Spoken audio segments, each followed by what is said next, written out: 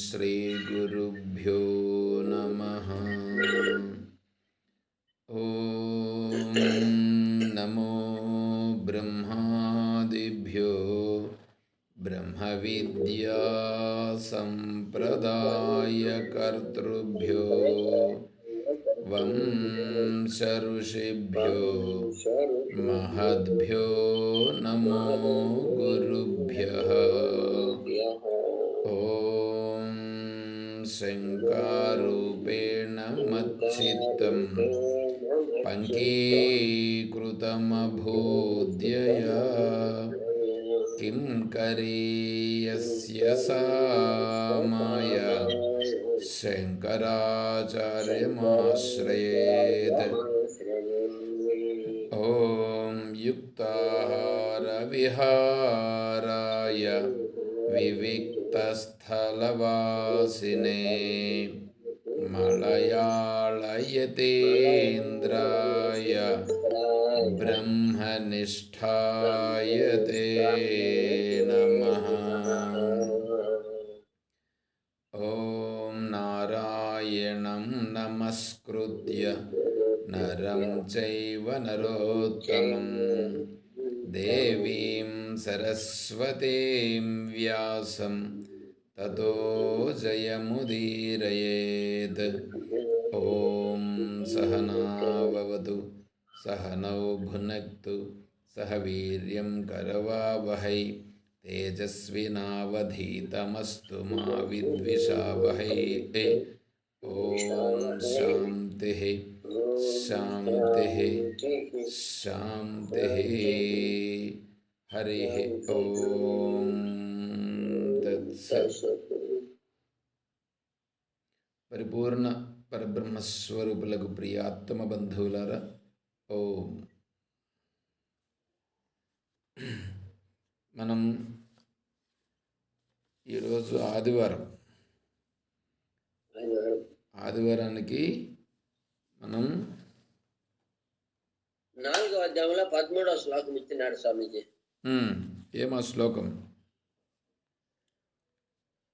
చాతుర్వర్ణ్యం మయా సృష్టం గుణకర్మ విభాగశః తస్య కర్తారపి మాం విశ్వకర్తారమవ్యయం. విద్ధి అకర్తారమవ్యయం. విద్ధి అకర్తారం అవ్యయం. సరే, ఆ శ్లోకం పైన మనం ఏం అర్థం చేసుకున్నాం అనేటువంటిది మనకు కావాలి. సరే,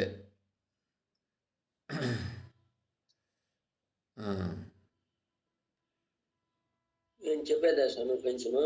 చెప్పండి. భగవానుడు ప్రజల గుణకర్మలను బట్టి, వారి గుణములకు సంబంధించిన కర్మలను బట్టి జనులను 4 వర్ణములుగా అనగా బ్రాహ్మణ, క్షత్రియ, వైశ్య, శూద్రులుగా విభజించినాడు.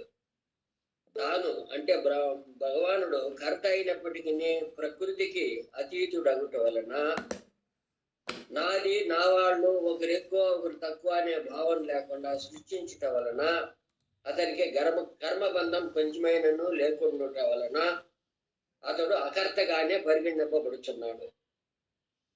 బ్రాహ్మణులు సత్వగుణం కలిగి ఉంటారు. ఎక్కువగా సత్వగుణమే బ్రాహ్మణులు. క్షత్రియులు సత్వగుణము కొంచెము, రజోగుణం ఎక్కువగా ఉంటుంది క్షత్రియులకి. వైశ్యులకి స్వల్పంగా సత్వగుణము, రజోగుణము, తమోగుణము 3 ఉంటాయి కొంచెంగా. పోతే శూద్రులకు అధికంగా తమోగుణము, రజోగుణము స్వల్పంగా ఉంటుంది. ఈ 4 తెగల వారు వారి వారి కర్మలను నిష్కామరహితంగా సంఘరహితులై ఆచరించటం వలన వారికి కర్మబంధం కొంచెమైనను కొంచెమైనను కర్మబంధం వారికి అంటదు.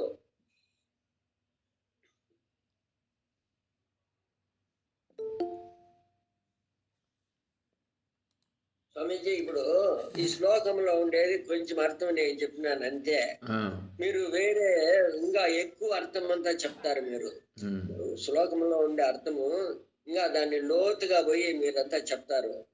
అంత చెప్పేదానికి మాకు అంత శక్తి లేదు స్వామీజీ. దీంట్లో ఉండేది ఆ, చెప్పండి స్వామీజీ చెప్పండి. స్వామీజీ ఆ, భగవంతుడు పేర్లు పెట్టి పుట్టించాడా? ఉండండి ఉండండి. ఇప్పుడు చర్చ జరుగుతోంది కదా ఇక్కడ. వాళ్ళకు తెలిసింది వాళ్ళు చెప్తున్నారు. ఎవరు పుట్టారు, ఎలాగే ఎవరు ఏమయ్యారు అనేది ఎలా చెప్తారు? ఉమ్, సరే.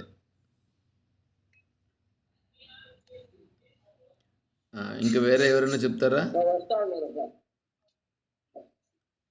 వస్తా ఉన్నారా? దాసు గారు చెప్పండి. స్వామి, సత్వగుణము గలవారు బ్రాహ్మణులు, రజోగుణము గలవారు వైశ్యులు, తమో గుణము గలవారు శూద్రులు. వారి గుణాలను బట్టి వారి గుణాలను బట్టి వాళ్ళు జరుగుతుంటారు స్వామి. భగవంతునికి ఏ గుణాల మీద ఉండదు.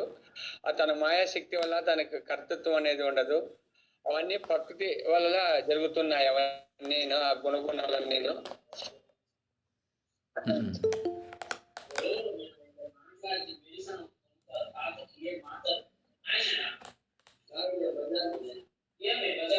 సత్వగుణము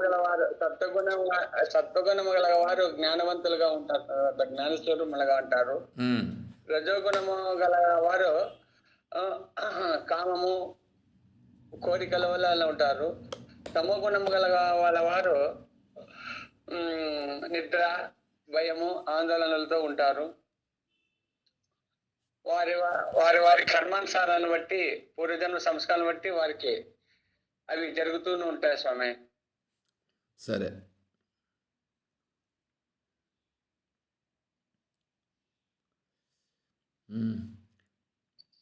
లక్ష్మీదేవం గారు వచ్చినట్లున్నారే. సార్ నమస్తే సార్. హరిఓం గారు చెప్పండి. సార్, భగవంతుడు ఈ 4 వర్ణాలను సృష్టించినప్పటికీ కూడా వారి యొక్క గుణకర్మలను బట్టి వారు ఏ విధంగా ఉండాలని చెప్పబడింది సార్. ఇవన్నిటికీ కారణమైన భగవంతుడు అయినప్పటికీ కూడా ఆ యొక్క ఆత్మస్వరూపానికి ఈ యొక్క గుణాలు ఏవి అంటారు? నిర్గుణ నిరాకారుడుగా ఉంటారు సార్. వారి గుణకర్మలను బట్టి వాళ్ళు ఏమేం చేయాలనేది నిర్ణయించబడుతుంది. పుట్టుకతో ప్రతి ఒక్కరు సూర్యుడితో సమానమే. వాళ్ళు చేసిన పనులను బట్టే వాళ్ళు దేనికి ఏ వర్ణానికి చెందిన వాళ్ళు అన్నది చెప్పబడుతుంది సార్. ఈ వర్ణానికి చెందిన వాళ్ళకి ఇదే ఉంటుందని లేదు. ప్రతి ఒక్కరూ పుట్టినప్పుడు మామూలుగానే ఉంటారు. వాళ్ళు చేసే గుణ కర్మలను బట్టే వాళ్ళు ఈ వర్ణానికి చెందిన వాళ్ళు అని చెప్పబడింది సార్. ఇదంతా చేసింది భగవత్ స్వరూపం అయినప్పటికీ కూడా ఈ కర్మలు, ఈ గుణాలు ఏవి అతనికి అంటవు. అతను ఆత్మస్వరూపంగానే, సాక్షిగానే చూస్తూ ఉంటారు అని అనుకుంటున్నాను సార్. బాగుంది.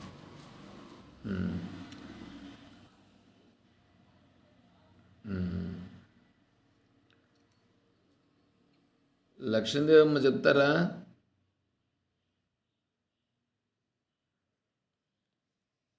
లక్ష్మీదేవమ్మ గారు మాట్లాడండి.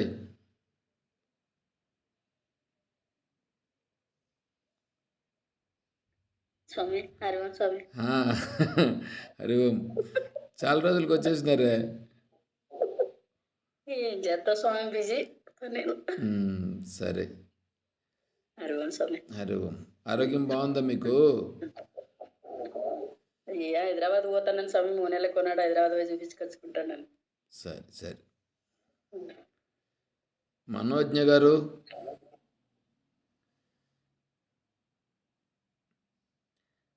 హరిఓం స్వామి. హరిఓం గారు మధ్య క్లాసులు సరిగా రావట్లేదు స్వామి. సరే. ఎందుకంటే మా నాన్న డీసెంట్ గా చనిపోయాడు. నారాయణ. అర్థమైంది. దానివల్ల మైండ్ సరిగా లేదు స్వామి నాకు. మైండ్ సరిగా లేనప్పుడే రావాల్సింది ఇంటికి. మైండ్ బాగున్నప్పుడు ఆటోమేటిక్గా రావాలా, మైండ్ సరిలేనప్పుడు ఇటుకు వస్తే ఇంకా బాగా కుదురుతుంది అది. సరే సరే అమ్మగారు, వింటూ ఉండండి. సరే స్వామి. మంచిది. సరస్వతమ్మ గారు చెప్పండి. స్వామి హరిఓం స్వామి. హరివమ్మ గారు. స్వామి మనుషులు గుణాలను బట్టి వాళ్ళ వాళ్ళ కర్మలను ఆ భేదాలను బట్టి 4 వర్ణములలో వాళ్ళ గుణాలను బట్టి కర్మలను బట్టి 4 వర్ణములను భగవంతుడు సృష్టించినప్పటికీ ఆయన కర్త కాదు, అకర్త కాదు, వికారము లేదని ఈ శ్లోకంలో అర్థమైంది స్వామి.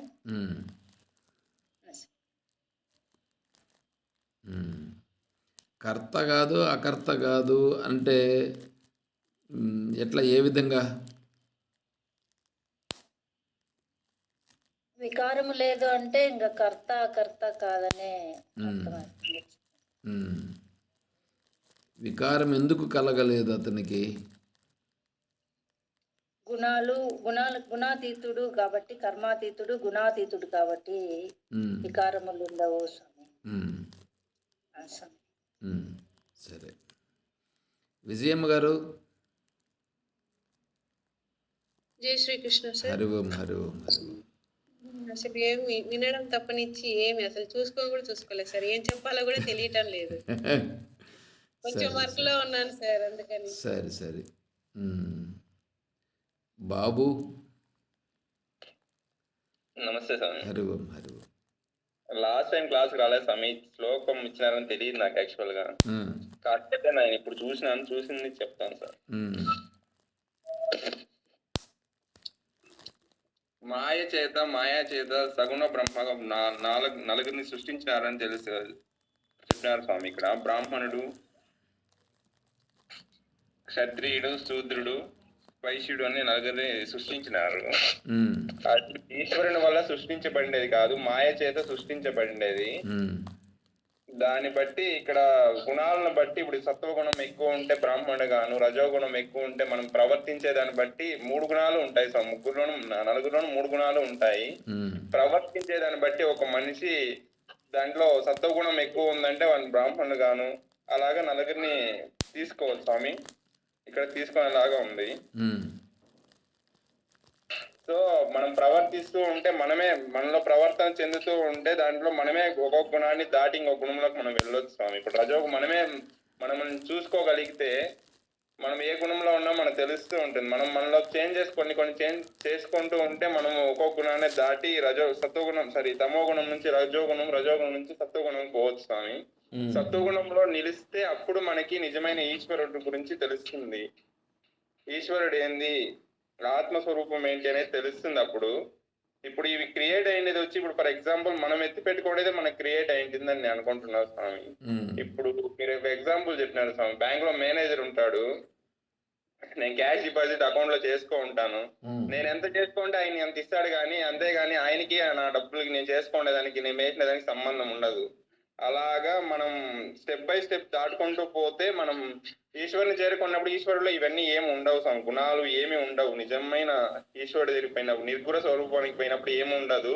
సగుణ బ్రహ్మలో ఇవన్నీ ఉంటాయి స్వామి. ఈ స్టెప్స్ అన్ని ఎందుకున్నాయంటే ఈ మాయను ఒకేసారి దాటడానికి కాదు స్వామి. ఇప్పుడు పాములో తాడు చెప్పినంత ఈజీగా అవ్వదు. సినిమా చూసి 2 hours సినిమా చూస్తాము, అది మాయ అని చెప్పి బయట రాగానే నేను తెలిసిపోతుంది నాకు. ఇది అట్లా లేదు, ఇది కంటిన్యూస్ ప్రాసెస్ గా ఉంది కాబట్టి దీని అంత ఈజీగా తెలుసుకోలేం. కాబట్టి ఇక్కడ స్టెప్ బై స్టెప్ ఉందని నేను అనుకుంటున్నా సార్. ఇది నాకు అర్థమైంది. బాగుంది. ఇంకెవరున్నారు చెప్పేవాళ్ళు? రామరెడ్డి గారు.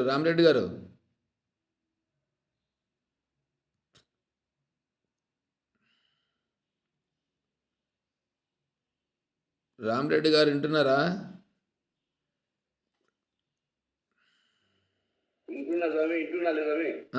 వింటున్నావు కరెక్ట్. నువ్వు చెప్పు ఇప్పుడు. మరి శ్లోకం ఇచ్చినాం కదా.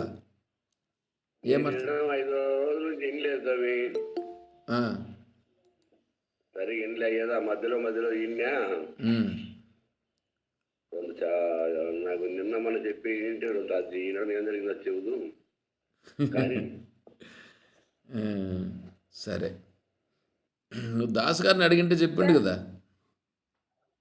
చెప్పండి చెప్పండి అమ్మగారు.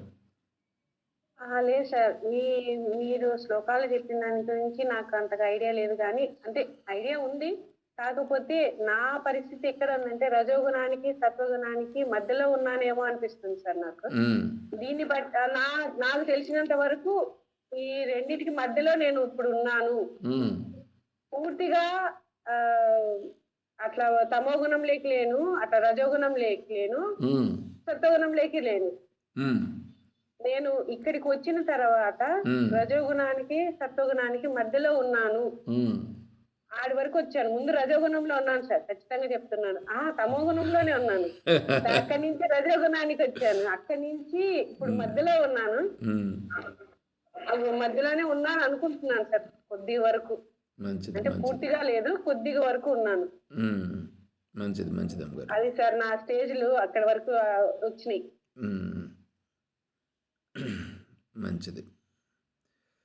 మనల్ని మనం గుర్తించడం అనేటువంటిది ముఖ్యమైనది. అది ఓకే, సరే. వేణుగోపాల్ గారు ఏమడిగారు సార్ చెప్పండి, ఇప్పుడు చెప్పండి ప్రశ్న. అదే దేవుడి సృష్టిలో ఉమ్, ఇలా డివైడ్ చేయబడిందా అనేది.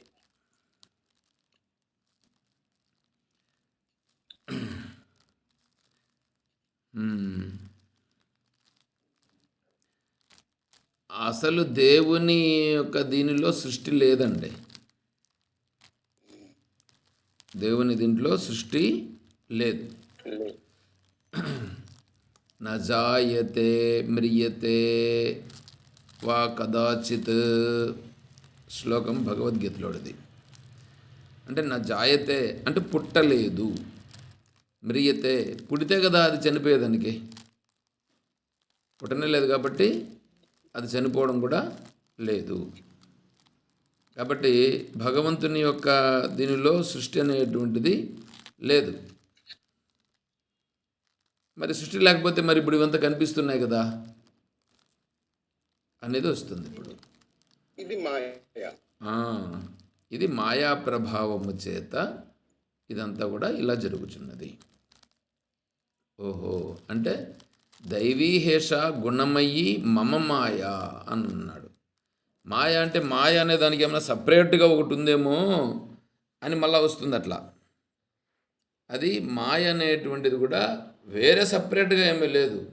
అది దైవీ శక్తి, దైవీ శక్తియే మాయ. దైవీ శక్తియే మాయానంటే ఇప్పుడు కల్పయత్యాత్మనాత్మానం ఆత్మాదేవ స్వమాయయ స ఏవ బుధ్యతే భేదాన్ ఇది వేదాంత నిశ్చయ అని అన్నారు. సరే, ఇప్పుడు మీకు కళ వచ్చిందా ఎప్పుడన్నా? వచ్చినాయి సార్, ఉమ్. రెగ్యులర్గా వస్తూనే ఉంటాయి సార్ కళలు వచ్చినాయి. ఇప్పుడు ఈ కళ సత్యం అంటారా, సత్యం కాదంటారా? అసత్యమే సార్. అయితే మళ్ళీ కళ కనిపించిందిగా, అది మాయ. మాయ.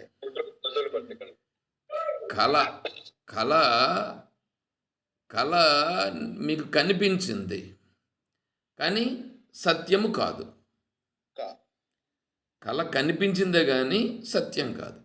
కానీ కళలో జరిగినప్పుడు, మీరు కళలో ఉన్నప్పుడు ఆ కళలో ఏ ఏ విషయాలైతే జరుగుతూ ఉన్నాయో ఆ విషయముల ప్రభావము మీరు లేచినప్పుడు కూడా మీకు కొద్దిగా ఉంటుంది. అంటే కళలో మీది ఎవరో డబ్బులు తీసుకెళ్లారని అనుకోండి మీ దగ్గర, వాడిని అడుగుతున్నారు, వాడు ఇవ్వట్లేదు. ఎంతసేపు అయినా అడుగుతుంటే కూడా వాడు ఇవ్వట్లేదు.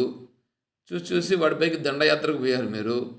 దండయాత్రకు పోతే అక్కడ పెద్ద గలాటనే జరిగింది. అప్పుడు మనసంతా కొద్దిగా ఏందిరా మనం డబ్బులు ఇచ్చి కూడా మనం ఇట్లయినామే అనేటువంటి దృష్టి మీకు అనిపించింది. అది ఇప్పుడు మీరు పొద్దున్నే నిద్ర లేచిన తర్వాత ఆ భావన అనేటువంటిది మీకు వస్తుంది. ఉమ్. ఉంటుందా ఉండదా? అంటే చిన్న జ్ఞాపకం అనేది వస్తుంది. జ్ఞాపకం వస్తుంది. ఉమ్. ఒక్కొక్కసారి ఏమవుతుందంటే అది మధ్యలో ఎప్పుడో కల వచ్చి పోయి ఉంటే, మధ్యలో ఊరికే కల వచ్చి పోయి ఉంటే కనుక మీకు పొద్దున్నే లేచిన తర్వాత మళ్ళీ మీకు ఒక్కొక్కసారి ఏమవుతుందంటే కళ బాగా గుర్తుండేట్టు కొన్ని ఉంటాయి.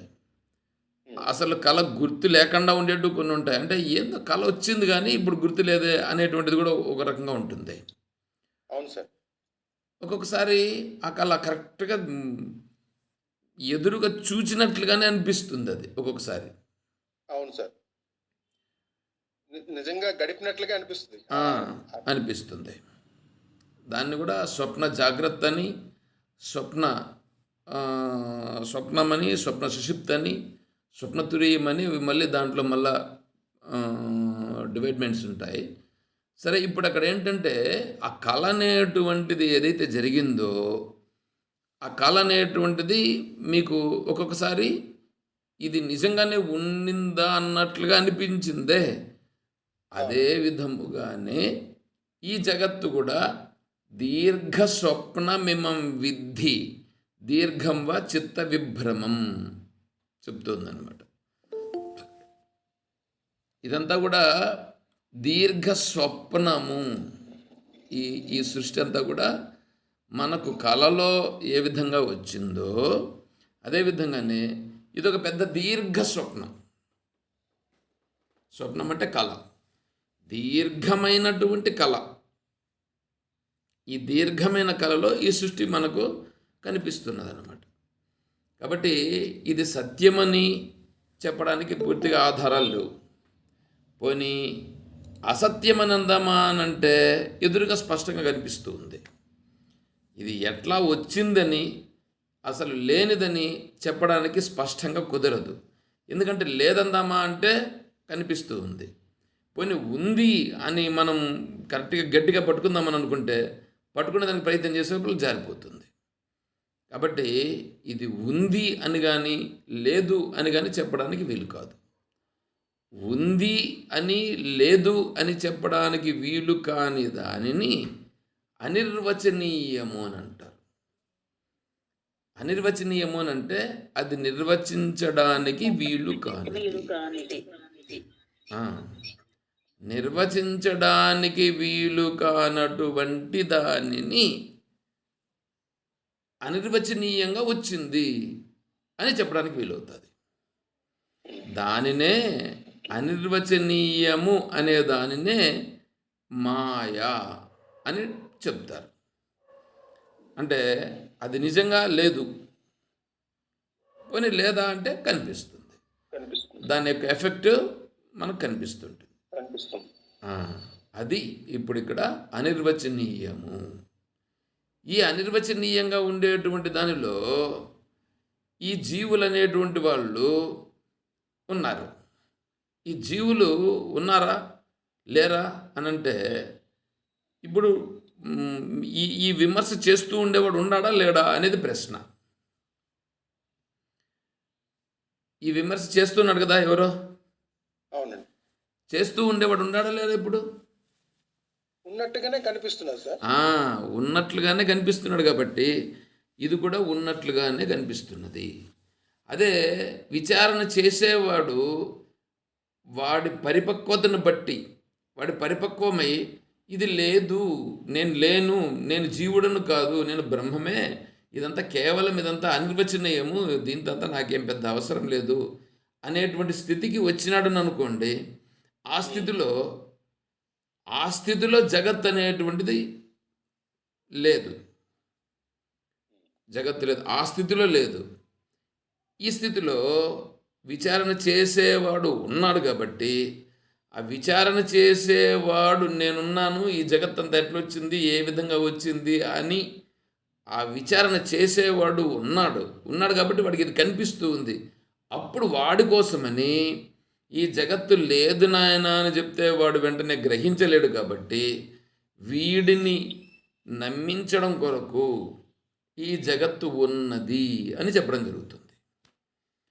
అట్లయితే ఈ జగత్తు ఉంటే ఈ జగత్తుని ఎవడు సృష్టించినాడు, ఎందుకు సృష్టించినాడు అని ప్రశ్న వస్తుంది. అంటే జగత్తును వేరే వాడు ఎవడైనా సృష్టించినాడు అని చెప్తే అప్పుడు వాడేమైపోతాడంటే వాడు వేరే వాని మీదకి పోతాడు. ఓహో, దీన్ని సృష్టించినంత వాడు కాబట్టి అతని దగ్గరికి పోదామని చెప్పి అతన్ని పట్టుకుంటాడు. అందుకని వేరే వాడెవడు సృష్టించలేదు, భగవంతుని యొక్క వైభవము వలన ఇది తెలియబడుచున్నది. అంటే భగవద్ వైభవమే ఈ సృష్టి రూపంగా ప్రకటమైనది అని చెప్పినప్పుడు ఏమవుతుంది? ఓహో, అంటే భగవంతుని యొక్క అనుగ్రహం చేతనే ఇదంతా ఉన్నదా అంటే ఇప్పుడు మనం భగవంతుని పట్టుకోవాలి అని వస్తుంది. అప్పుడు భగవంతుని తెలుసుకోవడం కోసం ప్రయత్నం చేస్తాడు. భగవంతుణ్ణి తెలుసుకునేదానికి ప్రయత్నం చేయగా చేయగా చేయగా ఈ సృష్టి అంతా కూడా నిజంగా అనిర్వచనీయమైనది అని అనిపిస్తుంది. తర్వాత భగవంతునికి దీంట్లో ఏం ప్రయోజనం ఉంది అని అనిపిస్తుంది. భగవంతునికి దీంతో ఏమీ కించిత్ కూడా ప్రయోజనం లేదు అనేది నిర్ధారణ అవుతుంది. ఇప్పుడు ఏమనుకుంటామంటే ఇప్పుడు ఇవన్నింటిని ఆడిస్తున్నాడు ఆయన, భోగార్థం సృష్టిరిత్యన్యే క్రీడార్థమిది చాపరే దేవస్యైవ స్వభావోయం ఆప్తకామస్య కాస్పృహ. అంటే కొంతమంది ఏమంటున్నారంటే ఈ భగవంతుడు భోగార్థం కోసము దీన్ని సృష్టించినాడు అంటున్నారు కొంతమంది. క్రీడార్థం ఇది చాపరే, క్రీడ ఇదొక ఆట ఆయనకు, నాటకంలాగా అని వీళ్ళు అంటారు. అంటే ఇవి రకరకాలైనటువంటి వస్తాయి. కాలము చేత సృష్టించబడింది అని కొంతమంది అంటారు, కొంతమంది ప్రకృతి చేత సృష్టింపబడింది, అదే ఆటోమేటిక్గా పుట్టిందని. ఇట్లా దీంట్లో దాదాపు 72 విధానాలు ఉన్నాయి ఇలా పుట్టినాయని చెప్పేదానికి. ఒక్కొక్కడు ఒక విధంగా చెప్తాడు. సరే, అవన్నీ లాస్ట్కు పోతాయి. వీడు తెలుసుకుంటూ వస్తే అసలు భగవంతుని యందు సృష్టి జరగలేదు అని వస్తుంది. ఎప్పుడు అది ఫైనల్గా పోయినప్పుడు వస్తుంది. అయితే ఆ స్థితికి పోవాలనంటే ముందు ఇక్కడ మన వాళ్ళు వీళ్ళు ఏం చేశారు, బ్రాహ్మణ క్షత్రియ వైశ్య శూద్రులు అనేటువంటివి 4 కేటగిరీలుగా ఉన్నాయని చెప్పేసి వీళ్ళు ఈ సమాజంలో ఉండాలి. దానికి సంబంధించినట్లుగా ఈడ గౌరవము మర్యాదలు అనేటువంటివి కూడా బ్రాహ్మణులు అంటే గొప్పని, దానికంటే క్షత్రియులు అంటే ఒక రకమని, వైశ్యులు అంటే ఒక రకమని, శూద్రులు అంటే ఒక రకమని, ఇటువంటి ఈ ఫీలింగ్స్ ఉన్నాయి ఇక్కడ ఈ యొక్క సమాజంలో. భగవంతుడు పురుష సూక్తం అని ఉన్నది. పురుష సూక్తము భగవంతుని గురించి వేదంలో పురుష సూక్తం అంటే భగవంతుని గురించి చెప్పేటువంటిది. అందులో బ్రాహ్మణోస్య ముఖమాసీత్ బాహురాజన్యకృతః ఊరు తదస్యేద్వైశ్యః పద్భ్యాగం శూద్రో అజాయత అని ఉన్నది. అంటే ఇప్పుడు ఈ మనిషి ఉన్నాడుగా, ఈ మనిషిలో గొప్ప భాగము ఏమిటి అని మనం పరిశీలిస్తే కాళ్ళు చేతులు ఉన్నాయి, మొండెం ఉన్నది, తల ఉన్నది, ఇంకా పొట్ట, ఇవన్నీ రకరకాల అన్నీ ఉన్నాయి, అన్ని పార్ట్స్ ఉన్నాయి. కానీ దీన్ని ప్రధానంగా 3 భాగాలుగా చేయొచ్చు. 3 భాగాలుగా చేస్తే తల ఒక భాగము, మొండెం ఒక భాగము, తర్వాత తొడలు ఒక భాగము, క్రింద పాదములు ఒక భాగం, ఇట్లా దీనిని చేయవచ్చు. చేస్తే ఇప్పుడు ఈ శరీరంలో ఏ పార్ట్ ఇంపార్టెంట్ అని ఆలోచన లేకపోయినా అవుతుంది కదా సార్, ఏ పార్ట్ లేకపోయినా మనిషి ఎందుకు పనికిరాడు కదా. అంతే కదా. తల లేకపోయినా పనికిరాడు, చేతులు లేకపోయినా పనికిరాడు, కాళ్ళు లేకపోయినా పనికిరాడు. అన్ని ప్రధానమైన తల అనేది లేకపోతే దీన్ని పెట్టుకొని ఏం చేస్తాం? అట్లాగని తలను మాత్రమే పెట్టుకున్నామని అనుకో, ఇదేమీ లేకుండా ఉత్త తల మాత్రమే ఉంది అనుకో, ఉత్త తల పెట్టుకొని ఏం చేస్తావు? అది కూడా కుదరదు. కాబట్టి ఏంటంటే ఈ శరీరంలో వాటి ప్రాధాన్యం వాటికి ఉండనే ఉంది. పాదముల పైన ఈ శరీరం అంతా నిలబడి ఉంది. ఈ తొడలు అనేటువంటివి ఏమున్నాయో ఆ తొడలు క్రింది పాదములు పైన ఉండేటువంటి మొండెము తలను రెండింటిని నిలబెట్టున్నాయి. తర్వాత ఈ భుజముల దగ్గరికి వచ్చేటప్పటికి, చేతుల దగ్గరికి వచ్చేటప్పటికి ఈ శరీరానికి కావలసినటువంటి వాటన్నింటినీ చేతులు అందిస్తుంది. తల బాగా వివేకం చేత ఆలోచన చేసి దీనికి అంతటిని ఏమేం చేయాలా, ఎట్లా చేయాలి అనేటువంటిది తల పనిచేస్తుంది. అదేవిధంగానే ఈ సమాజం అనేటువంటిది ఏదైతే ఉన్నదో ఈ సమాజంలో అందరికీ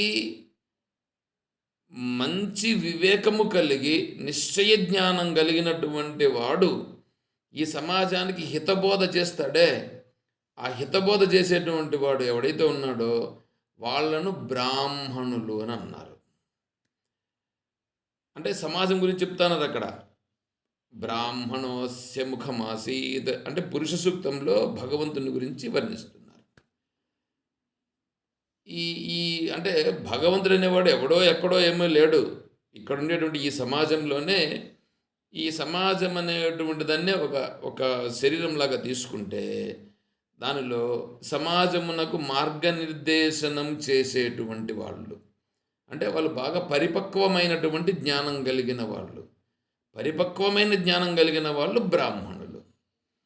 తర్వాత సమాజమును రక్షించేటువంటి వాళ్ళు, అంటే మీ సమాజమునకు ఇబ్బంది కలగకుండా ఈ సమాజంలో ఉండేటువంటి వాళ్ళు అభివృద్ధి చెందుట కొరకు ఎవరైతే దానికి సంబంధించి సహాయం చేస్తారో, రక్షిస్తారో వాళ్ళు క్షత్రియులు.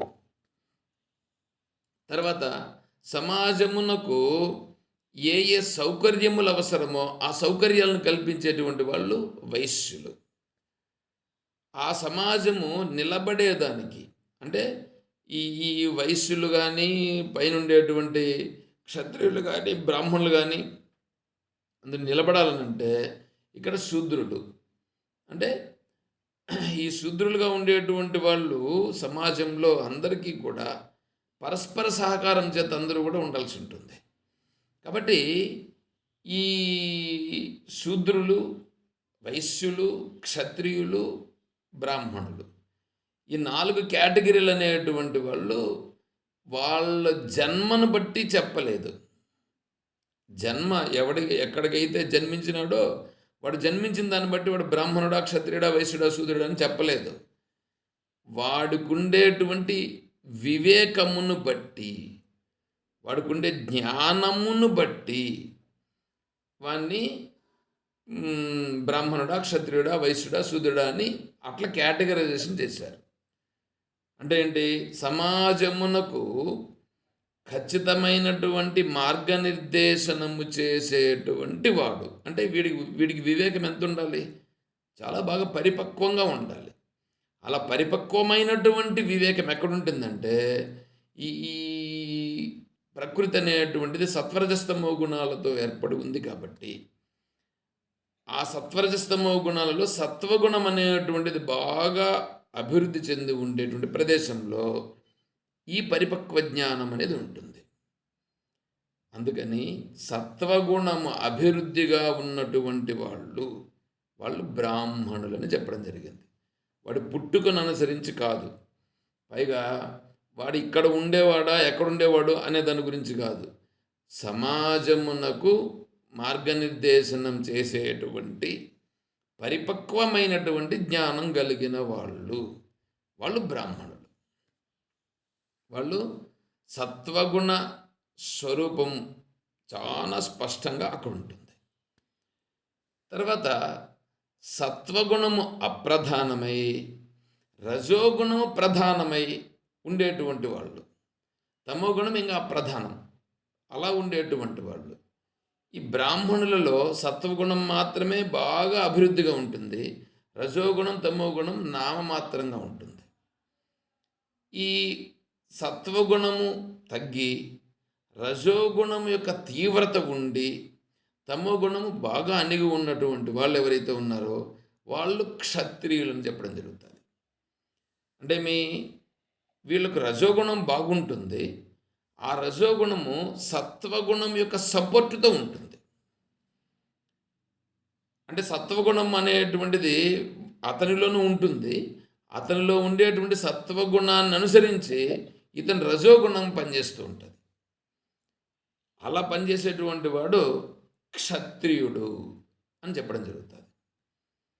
అంటే సమాజానికి సంబంధించి అతను వచ్చి ఎవరైనా ఆశ్రయించినారు అని అనుకోండి, ఎవరైనా ఆశ్రయిస్తే అది ధర్మమా అధర్మమా అని చెప్పి ఆలోచిస్తాడు. ఇది ధర్మము అనేటువంటిది నిశ్చయానికి వస్తాడు. ఇది ధర్మము అని నిశ్చయానికి వస్తే దానికోసము తన ప్రాణాలనైనా సరే అడ్డు పెడతాడు.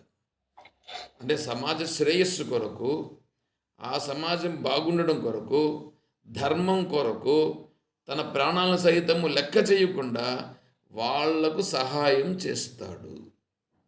ఇది క్షత్రియ ధర్మం. అంటే అతను చేయాల్సిన పనిని వేరే వాళ్ళు చేయాల్సిన పని ఇతనే చేస్తున్నాడు, అంటే అతనికి సహాయం చేస్తున్నాడు అనమాట ఇతను. ఇది క్షత్రియులు. అంటే ఈ క్షత్రియుల్లో రజోగుణం బాగుంటుంది. సత్వగుణం అంటే ధర్మాధర్మ విచక్షణ జ్ఞానం. చెప్పండి. సత్వగుణం కూడా ఉంటుంది. సత్వగుణం తక్కువ ఉంటుంది, రజోగుణం బాగుంటుంది, విపరీతంగా ఉంటుంది. అట్లాంటి వాళ్ళు క్షత్రియులు. తర్వాత వైశ్యుల దగ్గరికి వచ్చినామని అనుకోండి. ఈ వైశ్యులు ఏంటంటే వాళ్ళల్లో రజోగుణము ప్రధానమై తమో గుణం అప్రధానంగా ఉంటుంది. సత్వగుణం కింద ఉంటుంది. అంటే ఇప్పుడు క్షత్రియులలో రజోగుణం ప్రధానమై సత్వగుణం అప్రధానంగా ఉంటుంది. అంటే సత్వగుణము వెనకాల సపోర్ట్ చేస్తూ ఉంటే రజోగుణం పనిచేస్తూ ఉంటుంది. అది క్షత్రియులు. అదే రజోగుణం ప్రధానమై రజోగుణానికి తమో గుణం అప్రధానంగా ఉంటుంది. దానికి వెనకాల ఉంటుందన్నమాట సత్వగుణం. ఇలా ఉండేటువంటి వాళ్ళు అంటే సత్వగుణం కింద ఉంటుంది, దానిపైన తమోగుణం ఉంటుంది, దానిపైన రజోగుణం ఉంటుంది. ఇలా ఉండేటువంటి వాళ్ళను వైశ్యులను అన్నారు. అంటే వీళ్ళు లోక కళ్యాణం కోసం వీళ్ళు పాటుపడతారు. వాళ్ళు క్షత్రియులు ఏమిటి, లోకమును కాపాడుట, వాళ్ళని ఆశ్రయిస్తే చాలు కాపాడుతారు వాళ్ళు. అందుకోసం క్షత్రియులైనారు. ఈ వైశ్యులేమంటే లోకానికి కావాల్సినవన్నీ వాళ్ళు చేస్తారు. ఏదేది కావాలా, ఎప్పుడెప్పుడు ఏం కావాలా అనేటువంటివన్నింటినీ వీళ్ళు అందుబాటులోకి తీసుకొస్తారు. అందుబాటులోకి తీసుకొచ్చి అందరికీ కావలసిన వాటిని అన్నింటినీ కూడా సమకూరుస్తారు. అయితే నాకేంటి అని ఉంటుంది అన్నమాట ఇక్కడ. అంటే వీళ్ళు చేసేటువంటి దాంట్లో ఇప్పుడు క్షత్రియుడు ఉన్నాడే, క్షత్రియుడు నాకేంటి అని అనడు. అవసరమైతే ప్రాణాన్ని సహితమైనా సరే ఇవ్వగలుగుతాడు. అక్కడ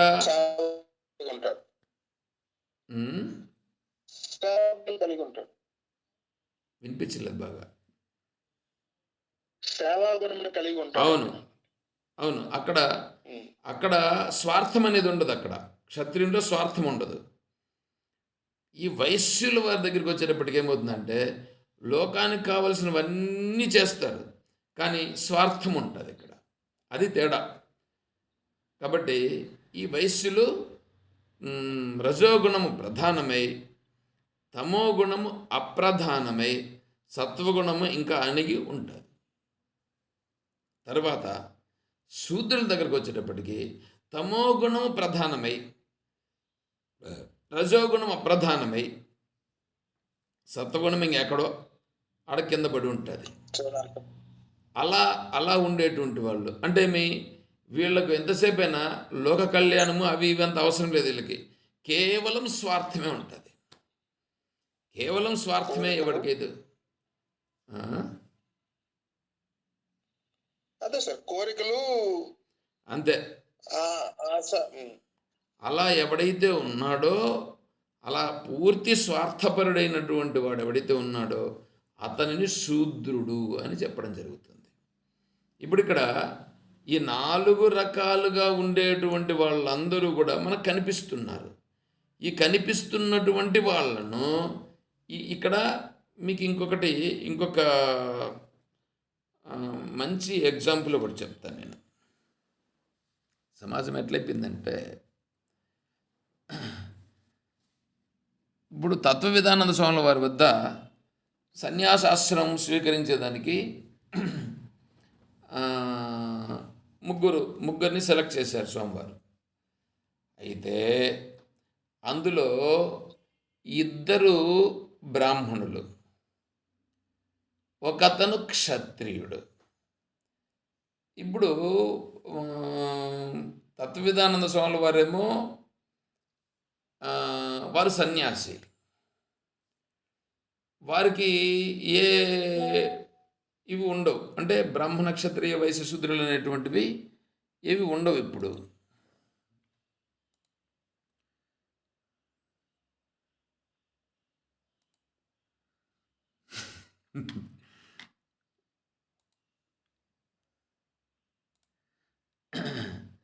అయితే వీళ్లకు సన్యాసాశ్రమం ఇచ్చేదానికి అందులో హోమములు కొన్ని చేయాల్సి ఉంటుంది.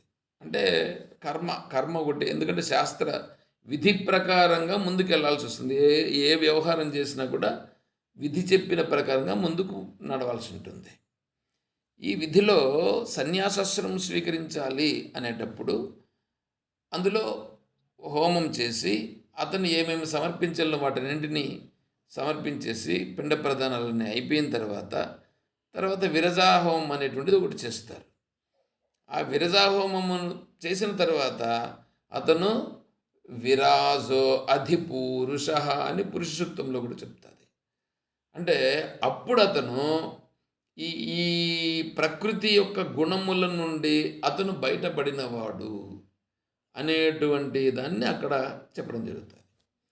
అయితే ఇప్పుడు ఇక్కడ విషయం ఏంటంటే, ఈ పిండ ప్రదానము చేపించి విరజాహోమం చేసేటువంటి దానికి అక్కడ పురోహితులు కావాలి. ఈ పురోహితులు కోసం అడిగితే పురోహితులు ఏమంటున్నారంటే, మేము ఈ బ్రాహ్మణులకైతే మేము చేస్తాము, మధ్యలో ఉండేటువంటి క్షత్రియుడు అని అంటున్నారే, ఆ క్షత్రియునికి చెయ్యాలని మాకు వేదంలో మాకు చెప్పలేదు అని వాళ్ళు అడ్డం తిరిగారు. ఇప్పుడు జరుగుతున్నటువంటి అంశం చెప్తున్నాను నేను. ఇప్పుడు చూడండి ఎట్లా ఉందో. అంటే ఈ బ్రాహ్మణులు ఎట్లయిపోయినారంటే, వాళ్ళు ఇప్పుడు బ్రాహ్మణులా నిజంగా చూస్తే బ్రాహ్మణులు కాదు. వాళ్ళు ఇప్పుడు వేదమును ఏం చేసుకుంటున్నారు, వాళ్ళ స్వార్థం కోసం వాళ్ళు తాకట్టు పెట్టి అమ్ముకుంటున్నారు. తాకట్టు పెట్టి అమ్ముకోవడం అంటే ఏంటి? యజ్ఞం చేసి నాకు 10,000 కావాలంటారు. శాస్త్రం ఏం చెప్తాంది? అఫలాకాంక్షభిర్యజ్ఞో విధి దృష్టో యుజ్యతే ఇష్టవ్యమేవేతి మనః సమాధాయ చ సాత్విక అని చెప్తాంది. నువ్వు ఫలమును కోరకుండా నువ్వు యజ్ఞం చేయాలి. నువ్వు చేయాల్సిన పరిస్థితి వచ్చినప్పుడు నువ్వు చెయ్యి. అప్పుడు ఏమి వస్తే అది నువ్వు స్వీకరించు అని చెప్పింది. కానీ వీళ్ళేం చేస్తున్నారు? వీళ్ళేమో వేదాధ్యయనం చేశారు, దాన్ని ఇప్పుడు ఏం చేసుకుంటున్నారు? వీళ్ళ కోసం దాన్ని అమ్ముకుంటున్నారు. అప్పుడు ఇదేమైపోయిందంటే అది వ్యాపారంలాగా అయిపోయింది. వ్యాపారంలాగా అయిపోయినప్పుడు ఏమవుతుందంటే వీళ్ళు వైశ్యులతో సమానం అయిపోతారు. సరే, ఇప్పుడు ఇక్కడ ఈ పురోహితులుగా ఉండేటువంటి వాళ్ళు ఇక్కడ క్షత్రియునికి ఇచ్చేదానికి వాళ్ళు అంగీకరించట్లేదు. అప్పుడు మళ్ళీ స్వామీజీ రంగంలోకి దిగి స్వామీజీ వాళ్ళతో మాట్లాడి, ఎవరు తత్వవేదానంద స్వామి వారు మాట్లాడి, ఏ విధంగా నువ్వు బ్రాహ్మణ క్షత్రియ వయసులను మీరు నిర్ణయం చేస్తారండి? శాస్త్రం వాళ్ళు వేదంలో మనుధర్మశాస్త్రాన్ని వాళ్ళు చెప్పుకొని వచ్చారు. మనుధర్మశాస్త్రం గొప్పదా, వేదం గొప్పదా అని ఇప్పుడు ఇక్కడ మాట్లాడి వేదమును అక్కడ చెప్పి ఆ వేదములో ఉండేటువంటి దాన్ని బాగా విశదీకరించి చెప్పి ఇప్పుడు మనుధర్మశాస్త్రము వేదము కంటే తక్కువది కాబట్టి మనుధర్మశాస్త్రము వేదములో చెప్పినటువంటి దాన్ని తీసుకున్నప్పుడు వేదం ప్రమాణం అయిపోయి మనుధర్మశాస్త్రం అప్పుడు అప్రమాణం అయిపోతుంది. కాబట్టి వేదమును వాళ్ళకు చెప్పి వేదంలో ఉండేటువంటి దాన్ని బాగా వాళ్ళకు విమర్శించి చెప్పి ఇప్పుడు మీరు చెయ్యవచ్చును, ఇలా చెయ్యాలి అని చెప్పిన తర్వాత ఇప్పుడు మళ్ళీ వాళ్ళు కూడా అంగీకరించి వాళ్ళు ఈ కార్యక్రమం చేయడానికి అంగీకరించినారు. అంటే ఇప్పుడు ఏమైపోతుంది? ఇప్పుడు చూడండి, వీళ్లకు ఎవరైతే బ్రాహ్మణులని వీళ్ళు పురోహితులని అనుకుంటున్నారో వాళ్ళను కూడా ఇప్పుడు పైన పరిపక్వమైనటువంటి ఆ వివేకం కలిగిన వాళ్ళు ఇప్పుడు ఇక్కడ చేశారుగా, వాళ్ళు పట్టుకున్నటువంటి దాంట్లో ఉన్నటువంటి దోషాన్ని గుర్తింపజేశారు కదా. గుర్తింపజేసి ఏది సత్యమైనదో దాన్ని చెప్తున్నారు. అలా చెప్పేటువంటి వాళ్ళు బ్రాహ్మణులు అవుతారు. అంటే బ్రహ్మజ్ఞానం కలిగిన వాళ్ళు బ్రాహ్మణులు అవుతారు. అంతేగాని బ్రహ్మజ్ఞానము లేకుండా బ్రాహ్మణుడని చెప్పడానికి వీలు కాదు. సరే, ఇప్పుడు దీన్ని భగవంతుడు ఏం చేస్తున్నాడంటే, ఈ సృష్టి అనేటువంటిది ఉంది కాబట్టి, ఉందని వీడు అనుకుంటున్నాడు కాబట్టి, ఇలా అనుకుంటున్నటువంటి వాని యొక్క సందేహాన్ని నివారణ చేయుట కొరకు దీనిలో ఈ 4 కులాలు ఉన్నాయని వీడు అనుకుంటున్నాడు కాబట్టి, వీని కొరకు నాయన నువ్వు అనుకున్నట్లుగా కులములు అనేటువంటివి కాదప్ప, అవి గుణములను అనుసరించి కులములు వచ్చినవే కానీ నిజముగా కులములు అనేటువంటివి లేవు. వీళ్ళు పెట్టుకున్నారు, వీళ్ళు కల్పించుకొని ఏదో పద్ధతి ప్రకారం పోతున్నారు. సరే, అది పోనీలే, భగవద్గీత దగ్గరకు వచ్చేటప్పటికి అవన్నీ అక్కడ రాలిపోతాయి. అందుకనే చాతుర్వర్ణ్యం మయా సృష్టం గుణ కర్మ విభాగశః అని అన్నాడు. అంటే పుట్టుకును బట్టి కులము నిర్ణయించబడలేదు. వర్ణము చాతుర్వర్ణ్యం అని అంటున్నాడు. ఇక్కడ వర్ణం అనేటప్పటికీ కులం అనేటువంటి భావాన్ని తీసుకుంటున్నారు వీళ్ళు. కులం అనేటువంటి అర్థం ఉండినా కానీ వర్ణం అనేటప్పటికీ వాడి యొక్క స్థితిని గురించి చెప్తా ఉంది ఇక్కడ వర్ణం. ఏమిటి వాడి స్థితి? వాడు ఏ గుణములో ఉన్నాడు, వాడి యొక్క సంస్కారం ఏమిటి, దానిని బట్టి ఇక్కడ చెప్తుంది. గుణ కర్మ అంటే వాడు ఏ గుణములో ఉన్నాడు, వాడు ఏ పని చేస్తున్నాడు, వాడు చేసే పని వాడికి ఉండే గుణమును బట్టి ఉంటుంది. అంటే ఆ గుణము ఏ గుణములో వాడుంటే వాడు ఆ కులస్తుడని ఇక్కడ చెప్పడం జరిగింది. అంతేగాని నిజంగా అయితే ఒక కులం అనేది ఒకటి ఉందని, ఆ కులానికి ఇలా ఉన్నాయని అవంతా లేవు. వీడికి పరిపక్వత కలుగుతూ వచ్చేటప్పటికి ఏమవుతుందంటే, ఈ కులములన్నీ అసలు ఆత్మస్వరూపానికి కులములు ఉన్నవా? లేవు. తర్వాత దేశము, ఈ దేశం అనేటువంటిది ఒక కాంపౌండ్ వాల్ లాగా వేసుకొని ఈ ప్రదేశానికి ఈ పేరని, ఇంకొక ప్రదేశానికి ఇంకొక పేరని వీడే పెట్టుకున్నాడు. ఇప్పుడు ఈ ఊరికి కుప్పం అని పేరు వచ్చింది. కుప్పం అని పేరు ఎందుకు వచ్చింది అంటే కుప్పలు పెట్టుకొని నమ్ముకుంటుంటారు కాబట్టి దీనికి కుప్పం అని పేరు వచ్చింది. అంతేనేమో నేను అనుకుంటున్నా, అది నాకు కూడా తెలియదు. కాబట్టి ఈ ప్రదేశానికి కుప్పం అని ఒక పేరు, ఇంకొక ప్రదేశానికి ఇంకొక పేరు ఏదో ఉంటుంది. ఇట్లా ఒక్కొక్క ప్రదేశానికి ఒక్కొక్క పేరుని అక్కడ ఉన్నటువంటి వాళ్ళే దానికి ఏదో ఒక పేరు నిర్ణయం చేసుకొని వాళ్ళు పెట్టుకొని ఉంటారు. అట్లా పెట్టుకోవడం జరిగిందే కానీ నిజంగా ఈ దేశమునందు ఈ ప్రాంతీయ భేదములు అనేటువంటివి నిజంగా దేశానికి ఉన్నాయా అంటే లేవు, భూమికి లేదు. కానీ వీళ్ళు ఈ మా దేశం ఇదని ఇంకో దేశం అని ఇట్లా వీళ్ళే డివైడ్ చేసుకుని వీళ్ళు పెట్టుకున్నారు. ఇవన్నీ మానవుడు కల్పించుకున్నవే కానీ నిజముగా లేవు. వీడు అంటే మానసికంగా పరిపక్వత చెందే కొద్దికి, వీడు బుద్ధి పరిపక్వత చెందే కొద్దికి అప్పుడు వీడేమవుతాడంటే వీడు పై స్థాయికి పోతూ వస్తాడు. ఇవన్నీ ఆటోమేటిక్గా అన్నీ జారిపోతూ వస్తాయి. ఇవన్నీ జారిపోయి ఆత్మస్వరూప భావన అనేటువంటిది ఎప్పుడు వచ్చిందో అప్పుడు ఈ స్త్రీ పురుష భేదమని కానీ, ఇప్పుడు ఈ సమాజంలో కూడా రకరకాల కేటగిరీస్, వీళ్ళు ఇట్లాంటి వాళ్ళని వాళ్ళు అట్లాంటి వాళ్ళని, వాళ్ళు ఆ పని చేయకూడదు వీళ్ళు ఈ పని చేయకూడదని ఇట్లాంటివన్నీ ఉంటాయి. ఇవన్నీ పోతాయి పరిపక్వత అయ్యేపటికి. అందుకని వీటన్నింటినీ సృష్టించినటువంటిది ఎవడో సృష్టించినది కాదు. దీన్ని సృష్టించిన వాడు భగవంతుడే సృష్టించినాడు. అంటే భగవంతుడు అంటే భగవంతుని యొక్క వైభవం, భగవంతుని యొక్క విభూతి అంటే ఆయనలో ఉండేటువంటి సామర్థ్యం, నేనున్నాను అనుకోండి, ప్రతి ఒక్కరికి ఒక శక్తి సామర్థ్యం ఉంటుంది, చేయగలిగే సామర్థ్యం. ఆ చేయగలిగే సామర్థ్యం ఆ శరీరము ద్వారా ప్రకటింపబడుతుంది. ఆ సామర్థ్యం చూసేదానికి కనిపించదు, అది సమయాన్ని బట్టి అది ప్రకటింపబడుతుంది. ఇప్పుడు మాట్లాడే మాటలు కానీ, చేసే చేష్టలు కానీ, ఇవన్నీ కూడా వాడి సామర్థ్యాన్ని ప్రకటింపజేస్తాయి. అదేవిధంగానే భగవంతుడు ఆత్మస్వరూపం అనేది ఉందా అని అంటే ఉంది. ఉందని నువ్వు ఎట్లా చెప్పగలవు? దాని సామర్థ్యంతో ఇది చూడు, దాని సామర్థ్యమే ఇది. అంటే ఇంత వైభవంగా ఈ సకల సృష్టిని ఇంత వైభవంగా చేసిందంటే అదే దాని సామర్థ్యం. అయితే అది ఈ సామర్థ్యమే, ఈ సామర్థ్యం అదా అంటే సామర్థ్యము దానికి సంబంధించిందే కానీ సామర్థ్యమే అది కాదు. నీ శక్తి ఏదైతే ఉందో ఆ శక్తే నువ్వా అంటే శక్తి అనేది సమయాన్ని బట్టి అది వస్తుంది అంతే.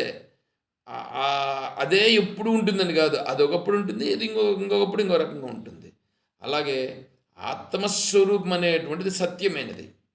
ఆత్మస్వరూపం యొక్క సామర్థ్యం అనేటువంటిది ఈ జగద్రూపంగా ప్రకటింపబడినది.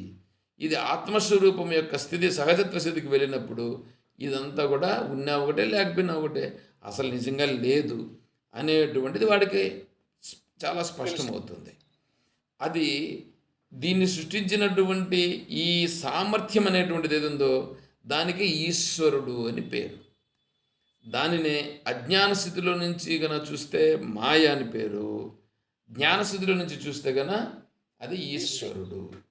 ఈశ్వరుడు అంటే జ్ఞానస్థితిగా చూస్తాడు, అప్పుడు ఈశ్వరుడు అంటే ఈశ్వరుని యొక్క వైభవం ఇదంతా కనిపిస్తుంది. అదే అజ్ఞాన దశలో నుంచి చూస్తే ఇదంతా మాయ నడిపిస్తూ ఉంది అని అంటారు. ఒక నాణ్యము తీసుకున్నప్పుడు ఆ నాణ్యమునకు ఒకవైపేమో బొమ్మ, ఇంకొక వైపేమో బొరుసు కనిపిస్తాయి, రెండు ఆ నాణ్యంలోనే ఉంటాయి. అదేవిధంగానే జ్ఞాని దృష్టిలో అంటే జ్ఞానం కలిగిన వాని యొక్క దృష్టిలో ఈశ్వరుడు, అజ్ఞానం ఉండేటువంటి వాడి దృష్టిలో ఇదంతా మాయ. మాయ ఒకటి, ఈశ్వరుడు ఒకటి, అట్లా రెండుగా ఏమీ లేవు, ఒకటే ఉన్నది. ఆ ఒకటే దానిని జ్ఞాన దృష్టితో చూస్తే ఈశ్వరుడు, అజ్ఞాన దృష్టితో చూస్తే మాయ.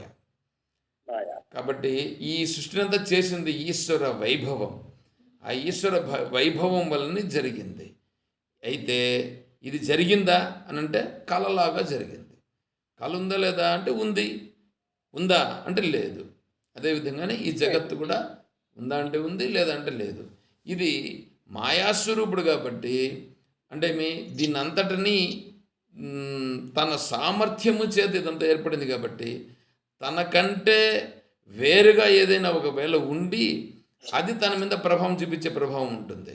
కానీ ఇప్పుడు తన నుంచినే ఇదంతా వచ్చింది కాబట్టి తన సామర్థ్యము వలన నిలబడి ఉంది కాబట్టి ఇది వచ్చి తనను బంధించేటువంటి సామర్థ్యం దానికి లేదు. అంటే ఈ మాయకు వెనకాల ఉండేటువంటి దేని వలనైతే ఇది వచ్చిందో దానినే ఇది వచ్చి బంధించేటువంటి పరిస్థితి దీనికి లేదు. కాబట్టి ఇది భగవంతుణ్ణి బంధించేటువంటి సామర్థ్యం దీనికి లేదు. అంటే ఆత్మస్వరూపాన్ని బంధించే సామర్థ్యం దీనికి లేదు. వీడు జీవుడుగా ఉండేవాడు బంధింపబడినానని భ్రమిస్తున్నాడు, అంతేగాని నిజంగా వీడు కూడా బంధింపబడి లేడు. అలా గుర్తించుట కొరకు ఇక్కడ భగవంతుడు ఏం చేస్తున్నాడంటే చాతుర్వర్ణ్యం మయా సృష్టం గుణకర్మ విభాగసః తస్య కర్తారమభిమా విద్ధి అకర్తారమవ్యం. అది అంటే ఈ 4 రకాలైనటువంటి ఈ వర్ణములు ఏమున్నాయో ఈ 4 రకాల వర్ణములు సృజించేదానికి నా నుంచినే ఆవిర్భవించినవి. కాబట్టి నేనే దీనికి కారణం. అయితే నేనే దీనికి కారణమైనప్పటికీ నాకు దీనికి సంబంధం లేదు. అయితే ఇవన్నీ ఉన్నాయి, ఉంటూ ఇవి వ్యవహారాలు చేసుకుంటున్నాయి. ఇవి వ్యవహారాలు వాటి సంస్కారాలను చేసుకుంటున్నాయి. కానీ ఇవన్నీ నిజముగా లేవు, పుట్టినట్లుగా కనిపిస్తున్నాయి. నిజంగా పుట్టినాయి ఇక్కడ అని అనుకుంటున్నాడు, కానీ పుట్టినవా అన్నట్లుగా ఉన్నాయి. వివేకం చేస్తా చూస్తే నిజంగా వివేకం వస్తే అసలు పుట్టలేదు అనేది తెలుస్తుంది. మధ్యలో ఉండేటప్పుడు ఏమవుతుంది, పుట్టినాయి కదా, ఇవి కనిపిస్తున్నాయి కదా అని అనిపిస్తుంది. ఇంకా బాగా విచారణ చేసుకుంటూ ముందుకు పోతే అయ్యయ్యో ఎక్కడ పుట్టినాయి ఇవి, ఇదంతా నా కల్పన. వీరు మనోజ్ఞ గారు అన్నారు ఇప్పుడు వాళ్ళ తండ్రి గారు ఏదో స్వర్గస్థులైనారని. అసలు స్వర్గస్థులు కావడం అనేటువంటిది ఏముంది ఇక్కడ? అసలు అతను ఎవరైనా చనిపోతే కదా, చనిపోయేవాడు ఉంటే వాడు చనిపోతాడు. అసలు చనిపోయేవాడే లేడు అని అన్నప్పుడు ఇంక చనిపోయేది ఏముంది? అది మనం తెలుసుకోవాల్సి వస్తుంది. కానీ అది విచారణ లేకుండా పోతే అది తెలియదు. కాబట్టి విచారణ చేసి దీన్ని నిర్ధారణకు వస్తే అప్పుడు చనిపోయింది ఎవరు, పుట్టింది ఎవరు, పుట్టడం లేదు, గిట్టడం లేదు అనేటువంటి తర్వాత వస్తుంది. ఆ విషయాలన్నింటినీ కూడా మనకి ఈ శ్లోకంలో చెప్పడం జరిగింది. సార్ చనిపోయినాడు అనే కన్నా శరీరం నశించింది అనొచ్చు కదా? శరీరం నశించలేదు, శరీరము మార్పు చెందినది, పరిణామము చెందినది అనాల. నశించింది అనేది దానికి లేదు. ఈ శరీరం నుంచి వేరే శరీరంకి వెళ్ళిందండి. ఆత్మ వెళ్ళడం అనేది లేదు, రావడం అనేది లేదు. కాబట్టి దాన్ని ఆత్మస్వరూపమే, కాకపోతే శరీరం అనేది మార్పు చెందింది అనాలి. శరీరం మార్పు చెందింది అంతే కదా. ఇప్పుడు నువ్వు పుట్టినప్పుడు చిన్న బిడ్డగా ఉన్నావు, మళ్ళీ మార్పు చెందుతూ వచ్చింది, ఇంత పెద్దదైంది కదా. మార్పులు జరిగిందే కానీ అది నశించడం లేదు, మార్పులు జరిగింది. అంటే మార్పు చెందుతానే ఉండాలి కదండి సార్ అలాంటప్పుడు. అవును, మార్పు చెందుతానే. అది లేకుండా ఉంటుంది కదా, ప్రకృతిలో కలిసిపోతుంది కదా. ప్రకృతి అనేటువంటిది మార్పు చెందేది. ప్రకృతే మార్పు చెందేది. నీ శరీరము నువ్వు అనుకుంటున్నావు, శరీరం కాదు, అది ప్రకృతి. నువ్వు శరీరం అని పేరు పెట్టుకున్నావు, కానీ అది శరీరం కాదు, అది ప్రకృతి అని చెప్తా ఉంది శాస్త్రం. మనం ఏమంటున్నాం? ఇది నా శరీరం అని కదా మనం అంటున్నాం. ఎప్పుడన్నా శరీరం ఇది నేను శరీరం అని చెప్పిందా? శరీరం చెప్పలా. దీనికి కూడా శరీరం అని పేరు పెట్టుకున్నాం. శరీరం అని ఎందుకు పేరు పెట్టారంటే శీర్యతే ఇది శరీరం. శీర్యతే అంటే జీర్ణమైపోతుంది కాబట్టి దీనికి శరీరం అని పేరు పెట్టారు. అంటే ఇప్పుడు ఎందులో జీర్ణం అవుతున్నట్టు సార్? ఇప్పుడు శరీరంలాగా కనిపిస్తుంది కదా ఇప్పుడు. సార్ మళ్ళీ వీడు శరీరంని ఎత్తుకొని పోయి భూమిలో పాతి పెట్టడమో లేదా అగ్నికి ఇవ్వడమో చేస్తున్నారు కదా. అలా చేసినప్పుడు ఏమవుతుంది? ఇవన్నీ పంచమహాభూతాలతో కలిసి ఉండేటువంటిది అక్కడ మళ్ళీ విడిపోతుంది కదా. అది ఆ విధంగా మార్పు చెందుతుంది. అది ఏం విజయమ్మ గారు అర్థమైందా? సార్ అర్థమైంది సార్. ఇంకా ఎవరైనా ఏమన్నా అడగాలంటే అడగండి. స్వామి అహంకారం గురించి అహం అనేటువంటిది అహంకారానికి సంబంధించినది. అహం అనేటువంటిది ఏంటంటే నేను అనేది కూడా అహమే. ఈ శరీరముతో అంతా కలిసి ఉండేది కూడా నేను అనే అంటుంది. అంటే రెండింటిలో నేను ఉండదు. ఏమిటి? శరీరముతో కూడి ఉండేటువంటిది నేనని అంటుంది, శరీరమును గుర్తించేటువంటిది నేనని అంటా ఉంది. ఇక్కడ నేననేది ఏది అనేది మనం బాగా స్పష్టంగా తెలుసుకోవాల్సి వస్తుంది. అంటే శరీరముతో కలిసి శరీరము, మనస్సు, ప్రాణము, ఇంద్రియాలు వీటన్నింటితో కలిసి ఏదైతే చేస్తూ ఉందో అది అహం. ఈ అహము నిజమైన అహం కాదు. దీనిని గుర్తిస్తూ ఉండేటువంటిది వెనకాల ఉందే అది అహం, అది ఆత్మస్వరూపం. ఆత్మస్వరూపం కూడా ఇక్కడ నేను అని తెలియబడుతూ ఉంది, ప్రకటింపబడుతూ ఉంది. అంతేగాని అది నేను అని అనుట లేదు. అది కేవలం ప్రకటింపబడుట మాత్రమే ఉంటుంది. కాబట్టి ఆ ప్రకటించేటువంటి అహం ఏదుందో అది హృదయములో మనకు అనుభూతమవుతుంది. అందుకని ఆ అహమును పట్టుకోవాలి. అది ధ్యానము ద్వారా, విచారణ ద్వారా చాలా స్పష్టంగా తెలుసుకొని అహంగా ఉండాలి మనం. ఈ శరీర సంఘాతముతో చేసేటువంటిది ఈ వ్యవహారాలన్నీ చేస్తూ చేపిస్తూ వాటన్నిటితో కలిసి ఉండేటువంటి ఈ అహం ఏది ఉందో ఈ అహము కర్మ చేసి బంధీకృతం అవుతుంది. ఈ అహము నేను కాదు అని గుర్తించడమే ఇక్కడ మనం చేయాల్సిన పని. అర్థమైందా? అహంకారంగా తీసుకోవచ్చు కదా స్వామి. ఆ? శరీరంతో జరుగుతూ ఉండేవన్నీ అహంకారంగా తీసుకొని స్వరూపాన్ని అహంగా తీసుకోవచ్చు స్వామి. బాగా క్లారిటీగా లేదు వాయిస్. ఇప్పుడు జరుగుతూ ఉండేవన్నీ అన్నిటిని అహంకారంగా తీసుకోవచ్చు స్వామి. అవును, అహంకారం అన్ని అహంకారంతోనే అహంగా తీసుకోవచ్చు. అవును, అన్ని అహంకారంతోనే జరుగుతున్నది.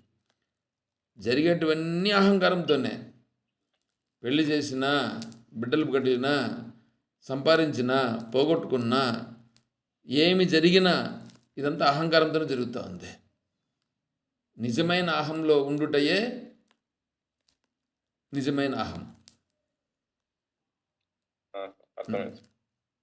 అది సరే. ఇంకేం ప్రశ్నలు ఏమి లేవు కదా ఎవరివి? సరే.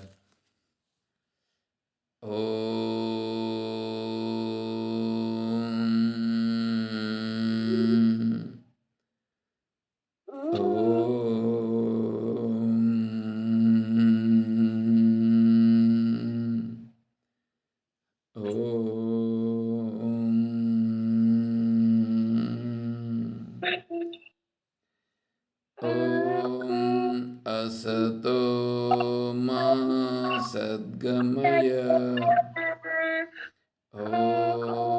तमसो मा ज्योतिर्गमय मृत्योर्मा अमृतं गमय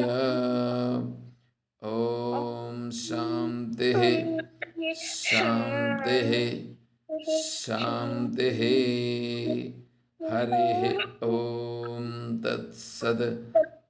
सर्वं श्री सद्गुरुचरणारविन्दार्पणमस्तु। जय बोलो श्री कृष्ण परमात्मा की, जय बोलो गीता माता की,